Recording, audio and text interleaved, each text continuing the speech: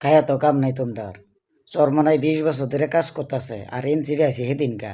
এনসিবিটা তোমরা 2 নাম্বার রাখছো আর চরমনাইটা রাখছো 3 নাম্বারে। তোমাদের মাথার মধ্যে কি গোবর ঢুকছে?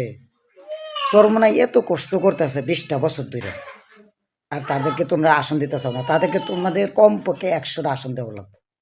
আর একটা কথা হয়েছে যে চরমনাই বরিশাল হয়েছে চরমনাইয়ের গাড়ি। চরমনাই 20টা বছর ধরে কষ্ট করতেছে, মানুষের দ্বারে দ্বারে যাইতেছে, আর ওইখানে জামাতের পার্টি যায় তোমরা যাই আসন দাবি করো। এটা একদম একটা দুর্নীতিবাজ তোমরা কাজ করতেছো, একটা মুনাফিকি কাজ করতেছো, এটা একদম ঠিক না। তোমাদের আসনে তো চরমনাই কোনো আসন দাবি করছে না। তো চরমনাই যাইরা তোমরা জামাতের পক্ষ থেকে তোমরা আসন দাবি করো, এটা তোমরা একটা বিরাট একটা দুর্নীতি কাজ করতেছো।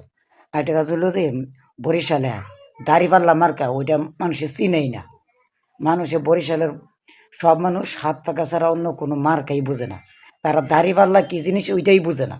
আর ওইখানে যাইরা তোমরা প্রার্থী দিতেছো, এটা তোমরা একটা চরম একটা দুর্নীতি করতেছো, একটা মুনাফিকি কাজ করতেছো। তো এটা থেকে তোমরা সরে আসো, আর চরমনাইটা তোমরা কমপক্ষে 100টা আসন দিবা, নাইলে তোমাদের সাথে নাই।